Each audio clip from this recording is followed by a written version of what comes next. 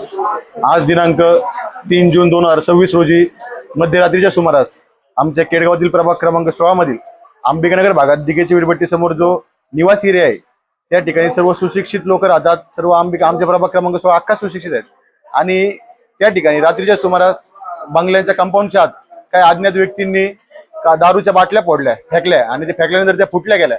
तर तिथं त्या नागरिकांमध्ये आज घबराटीचे वातावरण त्या भागात निर्माण झालं होतं।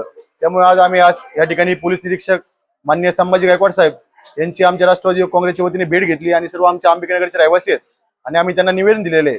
निवेदनात आम्ही 5-6 प्रकारच्या वेगवेगळ्या मागण्या पोलीस निरीक्षक साहेबांना केलेल्या आहेत।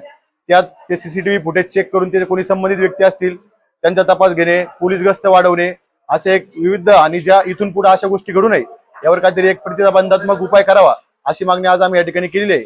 आज त्यांनी काचीच्या बाटल्या फोडल्या, उद्या काहीतरी फेकतील। त्यामुळे आणि हे जे नागरिक आहेत यांना कोर्ट असेल, कचेरी असेल किंवा फिरत असेल यात पडायचं नाही आणि त्यातून एक काहीतरी मार्ग आज या ठिकाणी पोलीस निरीक्षक साहेब म्हटले काढू आणि मोठ्या प्रमाणात पोलीस गस्त देखील वाढवणार आहेत असं त्यांनी आम्हाला या ठिकाणी ठामपणे सांगितलेलं आहे। रहिवासी व सगळ्या अंबिकानगर परिसरातील सर्व आमच्या महिला भगिनी आणि आम्ही ज्येष्ठ सगळे तरुण वर्ग संभाजी गायकवाड साहेब यांची आज भेट घेण्याकरता आलो होतो। त्याचं कारण म्हणजे काल अंबिकानगर परिसरातील देशमुख यांच्या घरावर अज्ञात मुलांनी किंवा अज्ञात व्यक्तींनी दारूच्या बाटल्या वगैरे फेकण्याचा प्रयत्न फेकल्यात। त्यामुळं घबराटीचं वातावरण झालंय।